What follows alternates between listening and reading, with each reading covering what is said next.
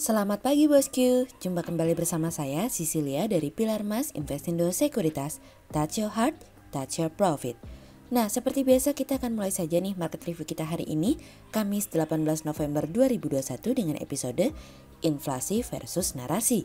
Maka dari itu jangan kemana-mana ya bosku, tetap di channel Pilar Mas Investindo Sekuritas. Touch your heart, touch your profit.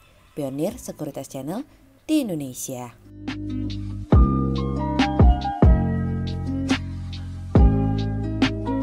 Seperti biasa kita akan mulai dari Global Economics Calendar.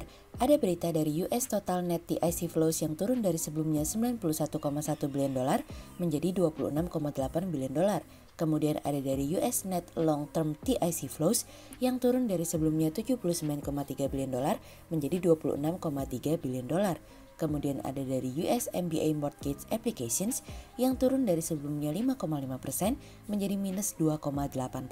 Kemudian kita beralih ke corporate news. Ada berita dari PT Era Jaya Swasembada Tbk atau Era yang meraih laba bersih sebesar 719,2 miliar rupiah pada kuartal 3 2021 dari kontan.co.id. Kemudian ada dari PT Karya Bersama Anugrah Tbk atau KBAG yang laporan keuangan per 31 September 2021 tidak diaudit. Karya Bersama Anugrah meraih pendapatan sebesar 21,48 miliar rupiah atau turun 32,2% jika dibandingkan kuartal 3 2020 yang sebesar 31,69 miliar rupiah dari kontan.co.id. Kemudian ada dari PT Prodia Widya Husada Tbk atau PRDA yang menyerap penggunaan belanja modal atau capital expenditure sebesar 40% hingga kuartal 3 2021 dari capex di tahun ini senilai 200 miliar rupiah dari kontan.co.id. Kemudian pada perdagangan hari Rabu tanggal 17 November 2021, IHSG ditutup menguat 24 poin atau 0,37% menjadi 6.675. Sektor industrial, transportation and logistik, energy, financials, properties and real estate, teknologi infrastruktur bergerak positif dan mendominasi kenaikan IHSG kali ini. Investor asing di seluruh pasar membukukan penjualan bersih sebesar 824 miliar rupiah. Kemudian kita akan masuk ke market review kita hari ini. Cerita hari ini akan kita awali dari inflasi versus narasi. Kekhawatiran inflasi yang berada di posisi tinggi yang tidak kunjung turun membuat pelaku pasar dan investor memiliki kekhawatiran bahwa tingkat suku bunga bank sentral di berbagai belahan dunia akan mulai menaikkan tingkat suku bunganya lebih cepat daripada yang diperkirakan. Tidak terkecuali bank sentral adidaya The Fed. Sikap Powell yang cenderung lebih menanti perkembangan selanjutnya membuat beberapa orang agak sebel dengan Powell. Apalagi hal ini dapat mengganggu pencalonan Powell untuk periode kedua nanti. Meskipun kami percaya bahwa potensi Powell untuk terpilih pada periode kedua jauh lebih besar dibandingkan pesaing lainnya. Namun kami secara tidak langsung tentu ikut setuju karena inflasi tidak kunjung mengalami penurunan dan mungkin sudah saatnya The Fed menenangkan pasar, tidak lagi dengan kata-kata inflasi hanya akan terjadi sementara. Dalam pidato Powell pada Jackson Hole kemarin, Powell menguraikan 5 cara untuk menilai bagaimana prospek inflasi di masa yang akan datang dan memberikan keyakinan kepada pelaku pasar dan investor untuk tidak perlu khawatir. Namun permasalahannya inflasi Amerika kemarin mengalami kenaikan hingga 6,2% atau tertinggi dalam kurun waktu 30 tahun terakhir. Personal consumption sendiri mengalami kenaikan secara year on year hingga 4,4% pada bulan September lalu, yang dimana hal tersebut merupakan kenaikan tertinggi sejak 1991 atau 30 tahun terakhir. Waktu itu Powell mengatakan bahwa kenaikan inflasi saat itu merupakan kenaikan harga dalam kelompok barang dan jasa yang dimana terkena dampak langsung dari pandemi, sehingga mendorong inflasi naik lebih cepat. Annual price untuk durable goods orders atau barang-barang tahan lama secara umum mencapai 7,3% pada bulan September kemarin, di mana hal tersebut merupakan yang tertinggi sejak 1981 atau 40 tahun. Stimulus fiskal yang diberikan juga memberikan dorongan permintaan yang kuat sehingga menghadirkan likuiditas uang tunai di pasar dalam jumlah yang besar. Gaji pekerja terus meningkat sejak masa pemulihan ekonomi. Gaji pekerja yang mengalami kenaikan ini juga yang membuat inflasi konsisten untuk berada di atas hingga tahun depan. Beberapa faktor terus membuktikan bahwa inflasi akan konsisten untuk berada di atas untuk jangka waktu yang lebih lama. Ekspektasi inflasi di lingkaran konsumen dan investor juga terus mengalami peningkatan ke level tertingginya dalam beberapa tahun terakhir, terutama untuk energi. Jika ekspektasi ini berlanjut, maka ada kemungkinan upah akan tertahan untuk menjaga inflasi dan perusahaan akan mencoba untuk menaikkan harga sebagai bagian dari menutupi biaya yang mengalami kenaikan. inflasi masih akan berkecamuk apabila Powell tidak bertindak tegas. Dan bahkan, inflasi ini akan mampu membuat posisi Powell untuk periode kedua akan menjadi goyah. Oleh sebab itu, harapan kami adalah Powell mampu untuk bertindak tegas tanpa mengurangi prospek pemulihan ekonomi yang sedang berjalan. Apalagi seperti yang Yellen katakan, The Fed memiliki semua tools yang dibutuhkan untuk menjaga inflasi untuk tetap rendah. Setidaknya tools itu bisa diperlihatkan sekarang. Kemudian cerita selanjutnya datang dari cerita dari Australia. Dalam pidatonya pada hari Selasa kemarin nih bosku, pada akhirnya Kepala Bank Sentral Australia Philip Lowe membuka pintu bagi kenaikan tingkat suku bunga sebelum tahun 2024 mendatang. Karena pembuat kebijakan pada akhirnya mengakui bahwa inflasi naik lebih cepat yang dimana telah mengubah proyeksi inflasi ke depannya.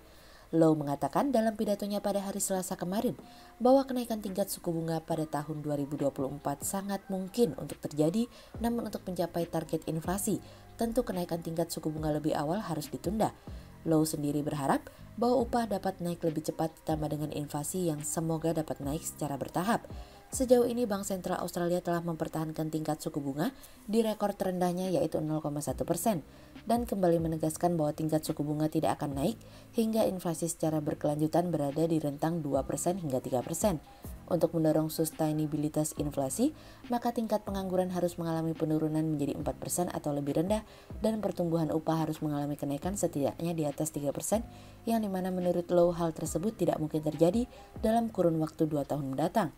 Sejauh ini dengan naiknya iklan lowongan pekerjaan di Australia meningkat dari sebelumnya minus 2,8%, saat ini naik hingga 6,2%. Inflasi yang mampu mencapai titik tengah 2,5% belum tentu memberikan dampak terhadap kenaikan tingkat suku bunga.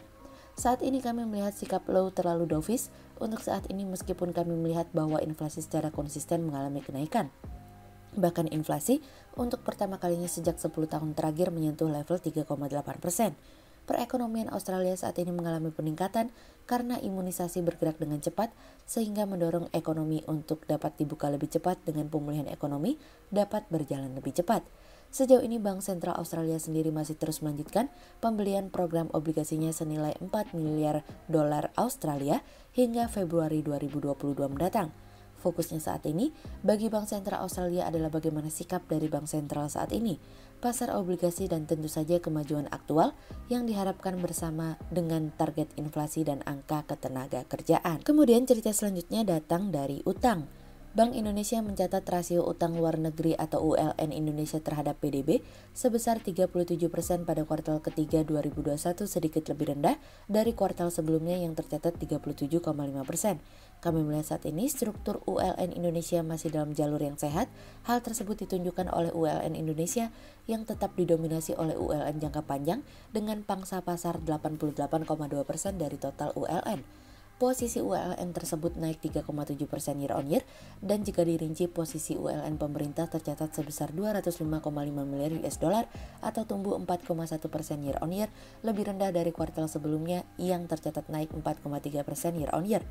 Di samping itu, posisi ULN Bank Sentral pada kuartal ketiga 2021 tercatat mengalami kenaikan sebesar 6,3 miliar US dollar pada kuartal 2 2021 menjadi 9,1 miliar US dollar. Kenaikan tersebut dalam bentuk alokasi Special Drawing Rights atau SDR.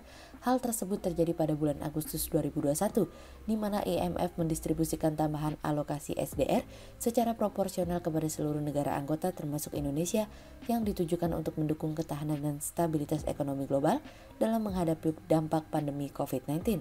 Sementara itu ULN swasta pada kuartal ketiga 2021 tumbuh sebesar 0,2% year on year, setelah pada periode sebelumnya mengalami kontraksi 0,3% year on year. Pertumbuhan ULN swasta tersebut disebabkan oleh pertumbuhan ULN perusahaan bukan lembaga keuangan sebesar 1% year on year. Dalam rangka menjaga agar struktur ULN tetap sehat, Erwin mengatakan Bank Indonesia dan pemerintah saat ini berupaya untuk terus memperkuat koordinasi dalam pemantauan perkembangan ULN. Hal tersebut didukung oleh penerapan prinsip kehati-hatian dalam pengelolaannya.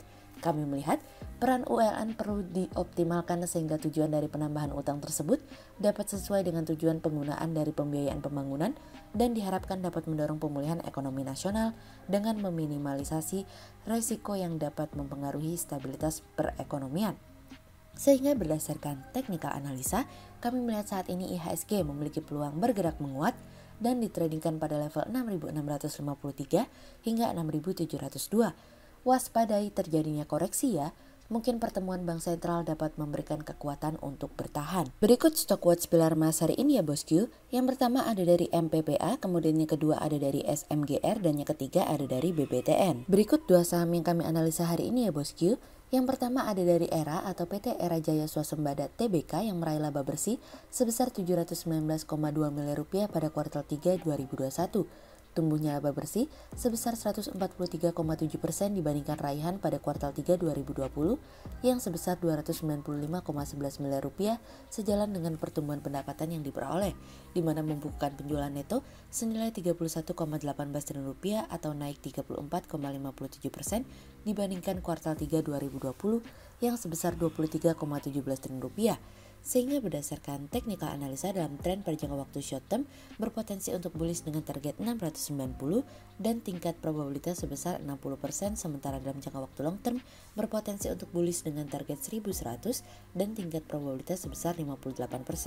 Kemudian yang kedua ada dari DOIT atau PT Delta Dunia Makmur Tbk yang mencetak kerugian bersih di periode Januari hingga September 2021. Kerugian ini tercatat bertambah dari sebelumnya 3,69 juta US dollar menjadi 16,10 juta US dollar atau setara 230 miliar rupiah. Tumbuhnya pendapatan yang dibukukan perusahaan belum memberikan kinerja positif keuangan perusahaan, di mana pendapatan 596,74 juta US dollar atau naik 20,75% dibandingkan periode yang sama tahun sebelumnya 494,17 juta US dollar. Kenaikan tersebut tidak terlepas dari membaiknya harga komoditas batu bara, sehingga berdasarkan teknikal analisa dalam tren pada jangka waktu short term berpotensi untuk bearish dengan target 270 dan tingkat probabilitas sebesar 35%. Sementara dalam jangka waktu long term berpotensi untuk bullish dengan target 500 dan tingkat probabilitas sebesar 65%. Berikut kami akan menampilkan 40 saham pilihan dari pilar emas.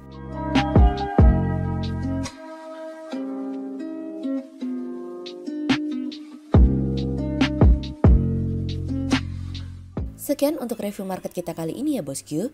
Untuk info lebih lengkapnya bosku bisa download PDF dengan klik link di bawah video ini atau bisa juga langsung akses ke website kami di www.pilarmas-investindo.co.id. Dan jangan lupa untuk selalu jaga kesehatan buat para bosku ya. Kita akan bertemu lagi besok pagi untuk market review yang berikutnya. Jadi jangan lupa like, subscribe, dan tonton terus channel Pilar Mas Investindo Sekuritas. Touch your heart, touch your profit. Pionir Sekuritas Channel di Indonesia.